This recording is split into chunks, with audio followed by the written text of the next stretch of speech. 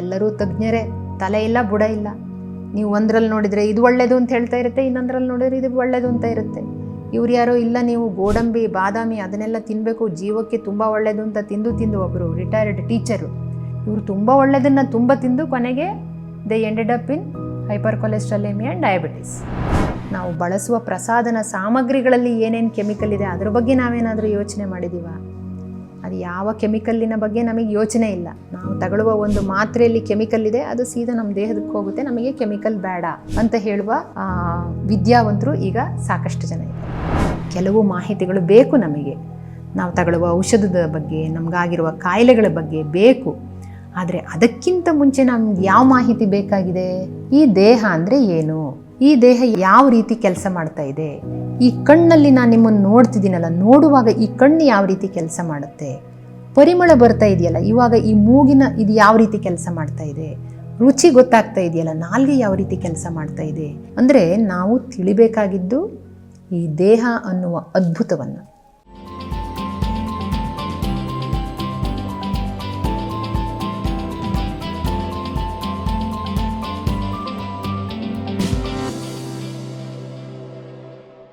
Hi ಎಲ್ರಿಗೂ. ಏನು ಈ ಮಾಹಿತಿ ಯುಗದಲ್ಲಿ ನಮ್ಗೆ ಎಲ್ಲದೂ ಗೊತ್ತಿದೆ, ಇವ್ರು ಯಾಕೆ ಮತ್ತೆ ನಮಗೆಲ್ಲದನ್ನು ಹೇಳಕ್ಕೆ ಬರ್ತಿದ್ದಾರೆ ಅಂತ ನಿಮ್ಗೆ ಅನಿಸ್ತಿರ್ಬೋದು. ಈಗ ಮಾಹಿತಿ ಅತಿ ಮಾಹಿತಿಯಾಗಿದೆ, ತಪ್ಪು ಮಾಹಿತಿಯಾಗಿದೆ, ಅಥವಾ ಮಾಹಿತಿನೇ ಇಲ್ಲ.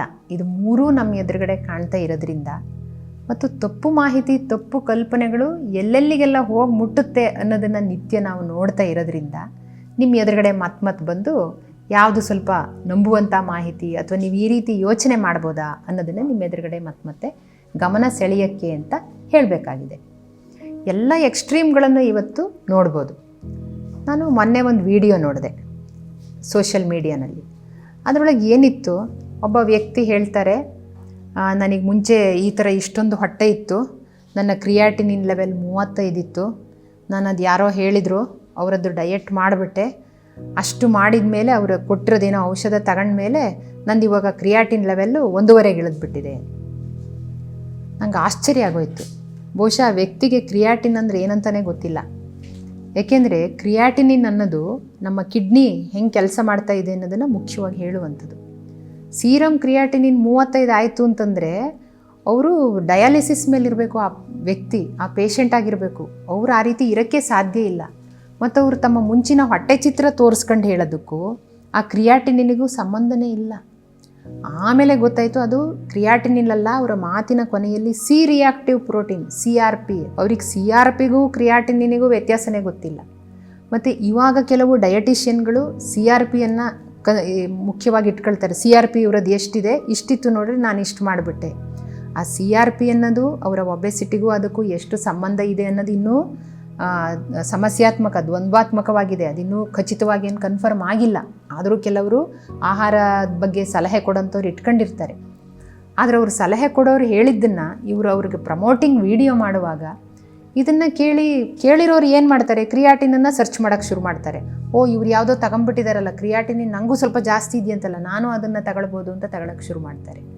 ಅಂದರೆ ಇಲ್ಲಿ ತಪ್ಪು ಮಾಹಿತಿ ಇದ್ದರೂ ಸಹ ಅವರು ಹೇಳೋದು ಎಷ್ಟು ಖಚಿತವಾಗಿ ಹೇಳಿ ಆ ತಪ್ಪು ಮಾಹಿತಿನೇ ಪ್ರಸಾರ ಮಾಡ್ತಾರಲ್ಲ, ಅದನ್ನು ಏನು ಮಾಡೋದು? ಇನ್ನೊಂದು ವಿಡಿಯೋ ನೋಡಿದೆ.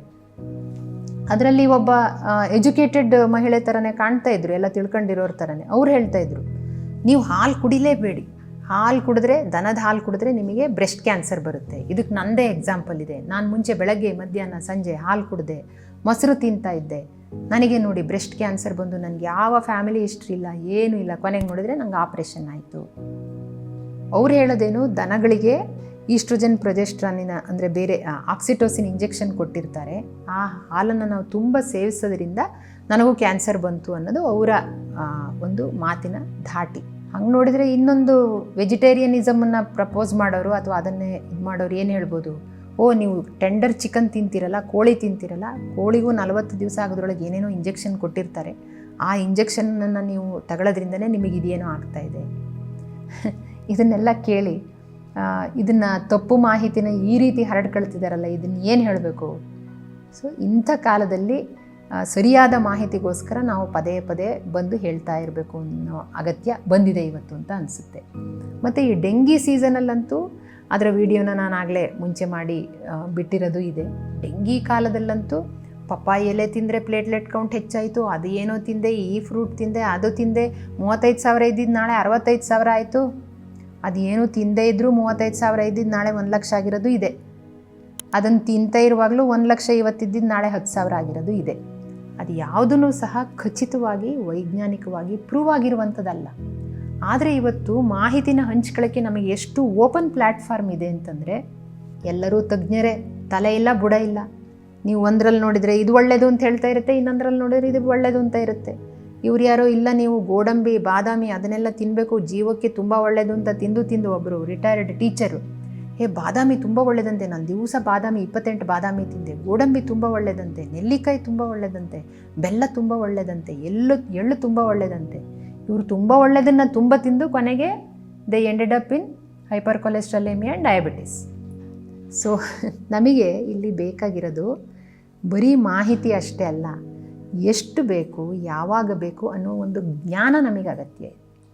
ಈ ಜ್ಞಾನಕ್ಕೆ ಒಂದು ಅನುಭವ ಮತ್ತು ತಜ್ಞತೆ ಅದೆರಡೂ ಸಹ ಅಗತ್ಯ ಇದೆ. ಹಾಗಾಗಿ ತಪ್ಪು ಮಾಹಿತಿಗಳಿಗೆ ನಾವು ಒಳಗಾಗೋದು ಎಷ್ಟು ಅಪಾಯ ಅಂತ ಹೇಳಿ ನೀವು ಅದನ್ನು ಕ್ರಾಸ್ ಚೆಕ್ ಮಾಡಬೇಕು ಅಂತ ಹೇಳೋಕ್ಕೆ ನಾನು ನಿಮ್ಮ ಎದುರುಗಡೆ ಬಂದಿದ್ದೀನಿ.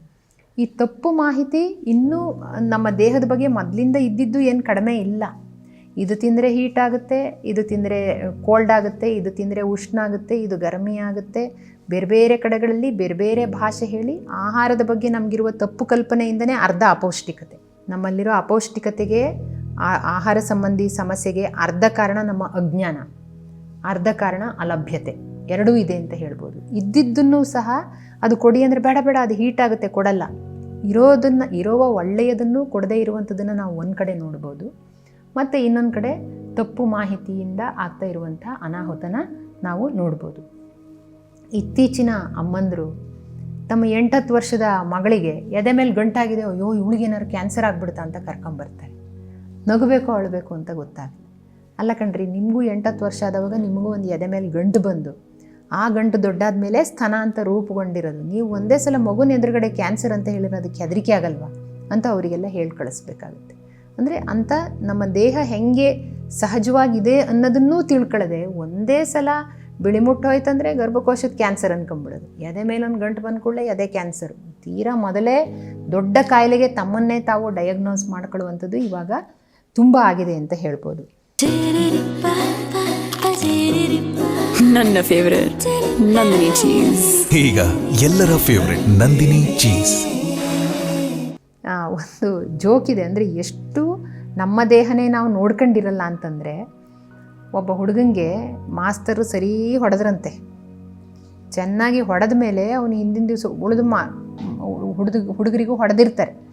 ಇವನು ಮನೆ ಹೋಗಿ ತುಂಬ ನೋವಾಗ್ತಾ ಇದೆಯಲ್ಲ ಅಂತ ತನ್ನ ಬೆನ್ನು ಭಾಗ ನೋಡ್ಕೊಂಡಂತೆ. ನೋಡಿದ ಮೇಲೆ ಅವನಿಗೆ ಗಾಬರಿಯಾಗಿ ಅಮ್ಮನ ಹತ್ರ, ಅಮ್ಮ ನನ್ನ ಕುಂಡೆ 2 ಹೋಳಾಗ್ಬಿಟ್ಟಿದೆ. ಏನು ಹಂಗಂದರೆ, ಇಲ್ಲ ಮೇಷ್ಟ್ರು ಎಷ್ಟು ಹೊಡೆದಿದ್ದಾರೆ ಅಂದರೆ 2 ಭಾಗ ಆಗಿಬಿಟ್ಟಿದೆ. ಅಂದರೆ ತನ್ನ ಪೃಷ್ಠಭಾಗ 2 ಭಾಗ ಇದೆ ಅನ್ನೋದು ಗೊತ್ತಿಲ್ಲ, ಅಷ್ಟು ತಮ್ಮ ದೇಹವನ್ನು ತಮಗೆ ನೋಡ್ಕೊಂಡು ಅದನ್ನು ತಿಳ್ಕೊಂಡು ಇಲ್ಲದೆ ಇರೋದು. ಈಗ ಬರೀ ಮಗು ಅಷ್ಟೇ ಅಲ್ಲ, ದೊಡ್ಡವರ ಪರಿಸ್ಥಿತಿನೂ ಅದೇ ರೀತಿ ಆಗಿದೆ ಅಂತ ಹೇಳ್ಬೋದು ನಾವಿವಾಗ. ಮತ್ತು ಇನ್ನೊಂದು ತುಂಬ ಮುಖ್ಯ ಅಪಕಲ್ಪನೆ, ತಪ್ಪು ಕಲ್ಪನೆ ಇರೋದು ಇಂಗ್ಲೀಷ್ ಔಷಧ. ನಾನು ಅಲೋಪತಿ ಡಾಕ್ಟ್ರೇನೆ. ನಮ್ಮ ಸುತ್ತಮುತ್ತ ಬೇಕಾದಷ್ಟು ಅಲೋಪತಿ ಅಲ್ಲದೆ ಇರುವ ಬೇರೆ ಎಲ್ಲ ಪತಿಗಳ ಡಾಕ್ಟ್ರುಗಳು ಮತ್ತು ಬೇರೆ ಎಲ್ಲ ನ್ಯಾಚುರಲ್ ಆಗಿರೋದು ಕೊಡೋರು ಬೇಕಾದಷ್ಟು ಜನ ತುಂಬ್ಕೊಂಡಿದ್ದಾರೆ. ನಿಮ್ಮ ಸುತ್ತಮುತ್ತನೂ ಬೇಕಾದಷ್ಟು ಜನ ಇದ್ದಾರೆ. ಇದು ಅವ್ರುಗಳು ಕೊಟ್ಟಿರುವ ತಪ್ಪು ಕಲ್ಪನೆಯೂ ಇರ್ಬೋದು, ಅಥವಾ ಪೇಷಂಟಿಗಿರುವ ಅಥವಾ ಜನರಿಗಿರುವ ತಪ್ಪು ಕಲ್ಪನೆಯೂ ಇರ್ಬೋದು. ಇಂಗ್ಲೀಷ್ ಮೆಡಿಸಿನ್ ನನಗಾಗಲ್ಲ, ಯಾಕೆ ಇಂಗ್ಲೀಷ್ ಮೆಡಿಸಿನ್ ತಗೊಂಡ್ರೆ ಏನಾಗುತ್ತೆ, ಅದು ಇಂಗ್ಲೀಷ್ ಹೆಂಗಾಯಿತು ಅನ್ನೋದೇ ಗೊತ್ತಿಲ್ಲ ನಮಗೆ. Hindi medicine, Sanskrit medicine, Kannada medicine ಅಂತ ಏನಾದರೂ ಇದೆಯಾ, ನಮಗೇನು ಗೊತ್ತಿಲ್ಲ. ಅದು ಹೆಂಗೆ ಇಂಗ್ಲೀಷ್ ಮೆಡಿಸಿನ್ ಅಂತ ಅಲೋಪತಿಗೆ ಬಂತು, ಬಹುಶಃ ಬ್ರಿಟಿಷರ ಜೊತೆ ಅಥವಾ ಇಂಗ್ಲೀಷ್ ಮಾತನಾಡುವವರ ಜೊತೆ ಅಥವಾ ಮಾಹಿತಿ ಇಂಗ್ಲೀಷ್ ಭಾಷೆಯಲ್ಲಿ ಬಂದಿದ್ದಕ್ಕೆ ಅದು ಇಂಗ್ಲೀಷ್ ಮೆಡಿಸಿನ್ ಅಂತ ಕರೆಸ್ಕೊಳ್ತಿದೆಯೋ ಏನೋ ಗೊತ್ತಿಲ್ಲ.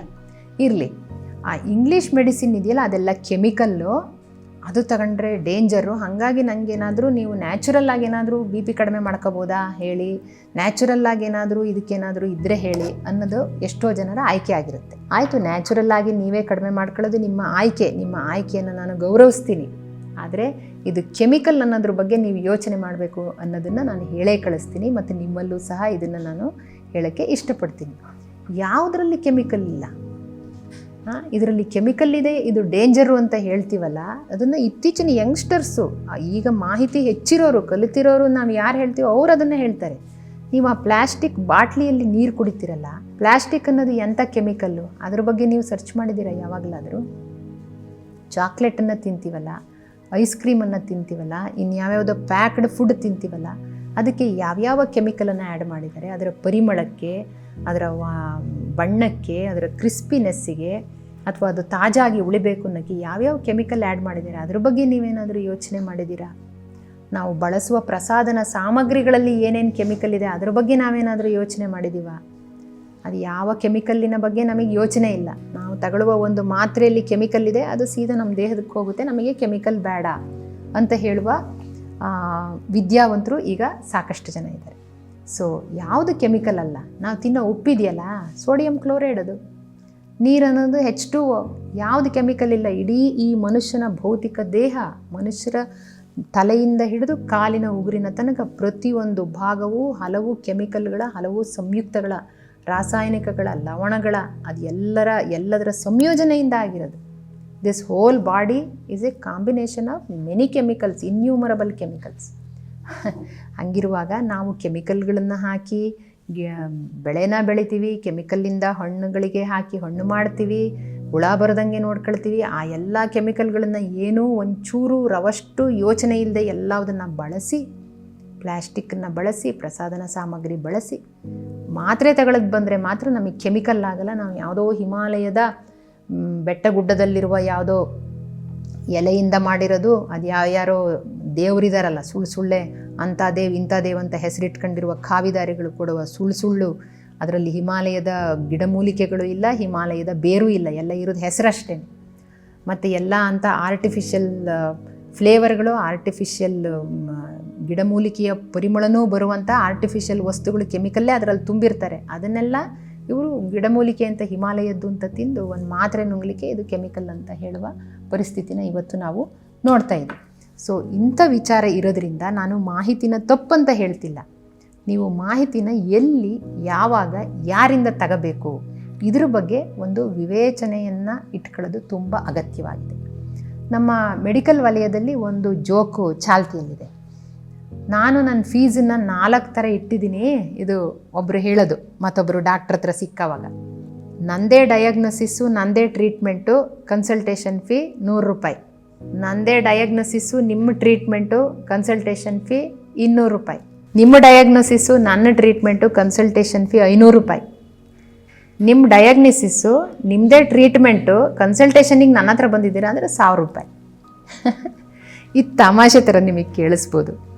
ಆದರೆ ಇವತ್ತು ಪೇಷಂಟ್ ನಮ್ಮ ಹತ್ರ ಬರೋಕ್ಕಿಂತ ಮುಂಚೆ ಗೂಗಲ್ ಮಾಡಿ ಮೈ ಮೇಲೇನಾಯಿತು, ಇನ್ನೊಂದೇನೋ ಆಯಿತು ಅಂದರೆ ಏನೇನು ಪಾಸಿಬಿಲಿಟಿ ಇದೆಯೋ ಎಲ್ಲದನ್ನೂ ನೋಡಿಕೊಂಡು ಇದಕ್ಕೆ ಹಿಂಗೆ ಮಾಡಿದ್ರೆ ನಾವು ಇಲ್ಲಿ ಬರೋದ್ರೊಳಗೆ ಅವರಾಗಲೇ ಆ್ಯಂಟಿಬಯೋಟಿಕ್ಕನ್ನು ತಗೊಂಡು, ಇದನ್ನು ತಗೊಂಡು 2-3-4 ದಿವಸ ತಗೊಂಡು ಆಮೇಲೆ ನಾವೇನೋ ಕೊಟ್ಟು ಕೂಡಲೇ ಇದರಿಂದ ಹಂಗಾಗುತ್ತಲ್ಲ ಹಿಂಗಾಗುತ್ತಲ್ಲ ಅನ್ನುವಂಥ ಪರಿಸ್ಥಿತಿ ಬಂದಿದೆ. ಇದನ್ನು ತಪ್ಪು ಅಂತಾಗಲಿ ಅಥವಾ ಇದು ಕಾಲದ ವ್ಯಂಗ್ಯವೋ ಅಥವಾ ಕಾಲದ ಸಶಕ್ತೀಕರಣವೋ ಯಾವ ರೀತಿ ಹೇಳಬೇಕು ಅಂತ ಗೊತ್ತಾಗಲ್ಲ. ಕೆಲವು ಮಾಹಿತಿಗಳು ಬೇಕು ನಮಗೆ, ನಾವು ತಗೊಳ್ಳುವ ಔಷಧದ ಬಗ್ಗೆ, ನಮಗಾಗಿರುವ ಕಾಯಿಲೆಗಳ ಬಗ್ಗೆ ಬೇಕು. ಆದರೆ ಅದಕ್ಕಿಂತ ಮುಂಚೆ ನಮ್ಗೆ ಯಾವ ಮಾಹಿತಿ ಬೇಕಾಗಿದೆ? ಈ ದೇಹ ಅಂದರೆ ಏನು, ಈ ದೇಹ ಯಾವ ರೀತಿ ಕೆಲಸ ಮಾಡ್ತಾ ಇದೆ, ಈ ಕಣ್ಣಲ್ಲಿ ನಾನು ನಿಮ್ಮನ್ನು ನೋಡ್ತಿದ್ದೀನಲ್ಲ, ನೋಡುವಾಗ ಈ ಕಣ್ಣು ಯಾವ ರೀತಿ ಕೆಲಸ ಮಾಡುತ್ತೆ, ಪರಿಮಳ ಬರ್ತಾ ಇದೆಯಲ್ಲ ಇವಾಗ ಈ ಮೂಗಿನ ಇದು ಯಾವ ರೀತಿ ಕೆಲಸ ಮಾಡ್ತಾ ಇದೆ, ರುಚಿ ಗೊತ್ತಾಗ್ತಾ ಇದೆಯಲ್ಲ, ನಾಲ್ಗೆ ಯಾವ ರೀತಿ ಕೆಲಸ ಮಾಡ್ತಾ ಇದೆ, ಈ ಇಡೀ ನಾ ಏನೇನನ್ನು ತಿಂತೀನೋ ಅದನ್ನು ಶಕ್ತಿಯಾಗಿ ಈ ದೇಹ ತಗೊಂಡು ಈ ರೀತಿಯಾಗಿ ಬದುಕಿದೆಯಲ್ಲ, ಬೆಳೆದಿದೆಯಲ್ಲ, ಹಾಗಾದರೆ ಈ ಜೀರ್ಣಾಂಗ ವ್ಯೂಹ ಹೆಂಗೆ ಕೆಲಸ ಮಾಡ್ತಾ ಇದೆ, ಆಕ್ಸಿಜನ್ ತಗೊಳ್ಳುವ ಶ್ವಾಸಕೋಶ ಹೆಂಗೆ ಕೆಲಸ ಮಾಡ್ತಾ ಇದೆ, ನಮ್ಮ ಇಡೀ ಹಾರ್ಮೋನಲ್ ಸಿಸ್ಟಮ್ ಹೇಗೆ ಕೆಲಸ ಮಾಡ್ತಾ ಇದೆ. ಅಂದರೆ ನಾವು ತಿಳಿಬೇಕಾಗಿದ್ದು ಈ ದೇಹ ಅನ್ನುವ ಅದ್ಭುತವನ್ನು. ಕೇವಲ ಮನುಷ್ಯ ದೇಹ ಅಷ್ಟೇ ಅಲ್ಲ, ನಮ್ಮ ಸುತ್ತಮುತ್ತ ಇರುವ ಪ್ರತಿಯೊಂದು ಚರಾಚರ, ನೀವೊಂದು ಬಂಡೆ ತಗೊಳ್ಳಿ, ಒಂದು ಮಣ್ಣು ತಗೊಳ್ಳಿ, ಮಳೆ ಸುರಿಯ ತಗೊಳ್ಳಿ, ಇಬ್ಬನಿ ತಗೊಳ್ಳಿ, ಹಿಮ ತಗೊಳ್ಳಿ, ಸರೋವರ, ಪ್ರತಿ ಒಂದು ಚರಾಚರಗಳಲ್ಲಿ ಹುಳದಿಂದ ಹಿಡಿದು ಪ್ರತಿ ಒಂದು ವಿಷಯದಲ್ಲೂ ಒಂದು ಅದ್ಭುತವಾದ ಮಾಹಿತಿ ಇರುತ್ತೆ. ಅದನ್ನೆಲ್ಲ ತಿಳ್ಕೊಳ್ಳೋಣ ನಾವು. ಅದು ಯಾವುದ್ರ ಬಗ್ಗೆನೂ ತಿಳಿದೆ ಈ ತಪ್ಪು ಮಾಹಿತಿಗಳನ್ನು ಅತಿ ಮಾಹಿತಿಗಳ ಬಗ್ಗೆ ಹೋಗೋದಿದೆಯಲ್ಲ, ಅದು ಈ ಮಾಹಿತಿ ಯುಗದಲ್ಲಿ ತಪ್ಪು ಅಂತ ನನಗನ್ಸೋದು.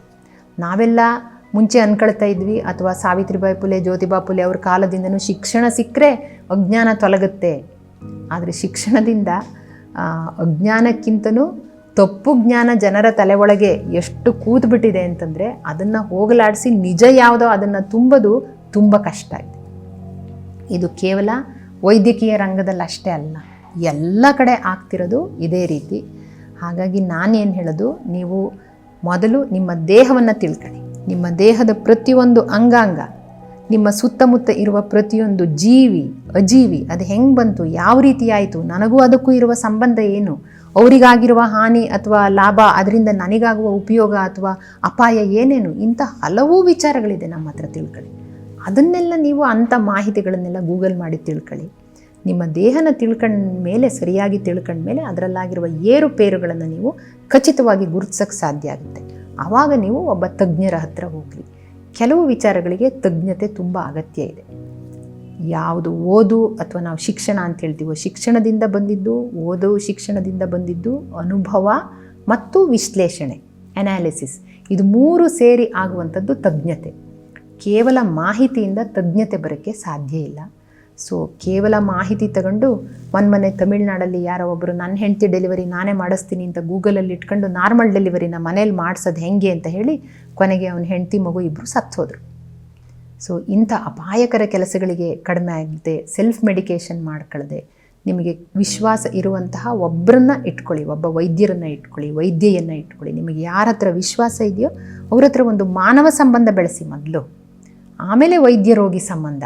ಸೊ ಎಲ್ಲಿ ಒಂದು ಆಪ್ತ ಸಂಬಂಧ ಏರ್ಪಡುತ್ತೋ ಅಂಥಲ್ಲಿ ವೈದ್ಯರು ಮತ್ತು ರೋಗಿಗಳ ಮಧ್ಯದ ಅಥವಾ ಯಾವುದೇ ಮನುಷ್ಯರ ಮಧ್ಯದ ಸಂಬಂಧ ಊರ್ಜಿತ ಆಗುತ್ತೆ. ಮತ್ತದು ಆ ಮೈತ್ರಿ ಭಾವ ಇದ್ದರೆ ಆವಾಗ ಅಲ್ಲಿ ಒಂದು ಸಫಲತೆ ಅಥವಾ ಒಂದು ಯಶಸ್ವಿ ಟ್ರಾನ್ಸಾಕ್ಷನ್ ಸಾಧ್ಯ ಆಗುತ್ತೆ. ಸೊ ಇದನ್ನೆಲ್ಲ ಹೇಳಲಿಕ್ಕೆ ಅಂತ ಮತ್ತೆ ನಿಮ್ಮ ಮುಂದೆ ಬರಬೇಕಾಯಿತು. ಮಾಹಿತಿ ಯುಗದಲ್ಲಿ ಅತಿ ಮಾಹಿತಿಯ, ತಪ್ಪು ಮಾಹಿತಿಯ, ಮಾಹಿತಿ ರಾಹಿತ್ಯದ ಬೇಸಿಗೆಗೆ ನೀವು ಒಳಗಾಗದೆ ಎಲ್ಲಿ ಎಷ್ಟು ಬೇಕೋ ಅಷ್ಟು ಮಾಹಿತಿಯನ್ನು ಪಡ್ಕೊಂಡು ಬಿ ಇನ್ಫಾರ್ಮ್ಡ್, ಒಂದು ಬೇಕಾಗಿರುವಂತಹ ಮಾಹಿತಿಯನ್ನು ಪಡೆದು ಮಾಹಿತಿಯುಕ್ತರಾಗಿ ಎಲ್ಲರೂ ಇರೋದು ಸಮಾಜದ ಆರೋಗ್ಯಕ್ಕೂ ವ್ಯಕ್ತಿಯ ದೇಹ ಆರೋಗ್ಯಕ್ಕೂ ಒಳ್ಳೆಯದು ಅಂತ ಹೇಳ್ತಾ, ಇಷ್ಟು ಮಾಹಿತಿ ಸಾಕಲ್ವಾ? ಮತ್ತಷ್ಟು ವಿಶೇಷ ವಿಡಿಯೋಗಳನ್ನು ನೋಡಲು ಮತ್ತು ಹೊಸ ವಿಡಿಯೋಗಳ ಬಗ್ಗೆ ತಿಳಿಯಲು ಈ ದಿನ .com ಯೂಟ್ಯೂಬ್ ಚಾನೆಲ್ ಸಬ್ಸ್ಕ್ರೈಬ್ ಮಾಡಿ ಮತ್ತು ಬೆಲ್ ಐಕಾನ್ ಕ್ಲಿಕ್ ಮಾಡಿ.